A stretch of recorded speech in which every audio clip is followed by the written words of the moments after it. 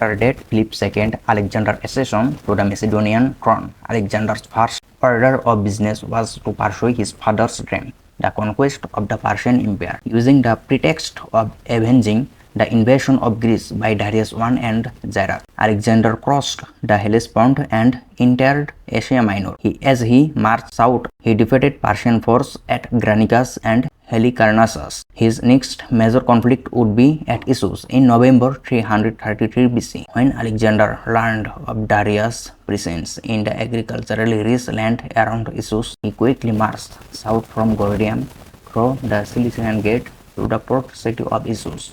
Although the battle would take place further south on a narrow plain between the Mediterranean Sea and Amanus Mountain, the port served as a base camp for Alexander's force. There he held several wounded and sick people. Later, as Darius led his army to meet Alexander at the Penarus river, the Persian king stopped at a Greek base camp where he tortured and executed the recovering Macedonian soldier, cutting off the right hands of those who were allowed to live. This act would serve as further incentive for Alexander's army to defeat the Persians. Focusing on his alliance with Alexander, Darius moved north from Babylon to an ancient east of the Issus River. Based an ancient source, historian wrote separate estimate Darius with 30,000 to 60,000 and 30,000 Greek mercenaries, while more modern number range from 25,000 to 1 lakh with only 10,000 Greek mares.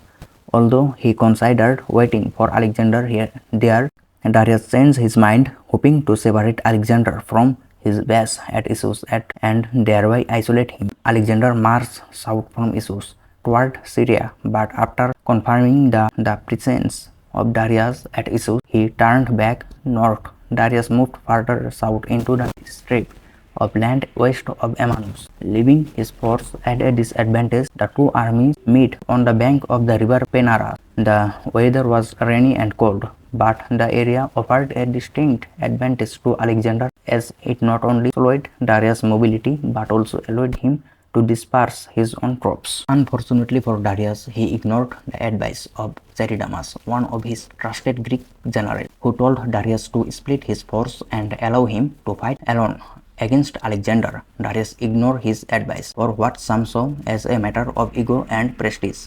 He could not beat this young Greek upstart. After being ignored, Charidamus made the mistake of making some unpleasant comments about the Persian. Darius, who spoke Greek and fully understood the comment, was enraged and immediately had his general executed, which many considered foolish because Charidamus was seen by one of Darius' most accomplished generals. The entire battle did not go well for Darius. Despite the advantage in numbers, he and his men were shown on the defensive, unable to maneuver as they would have liked. Darius' left flank was obstructed by river valley, mountains on his left and the sea on his right. On the other hand, Alexander was able to use his trusty formation. His right side extended to the mountains and his left side to the sea. He had 3 battalions on the right and 4 on the left, with the heavy infantry in the center. After seeing Alexander's formation, Darius led his cavalry to attack Alexander's right, hoping to break his right. Although by the river banks and the stockades built by Darius, Alexander and his cavalry advanced rapidly on Darius' left flank. Attempts to drive Alexander past Penarus failed.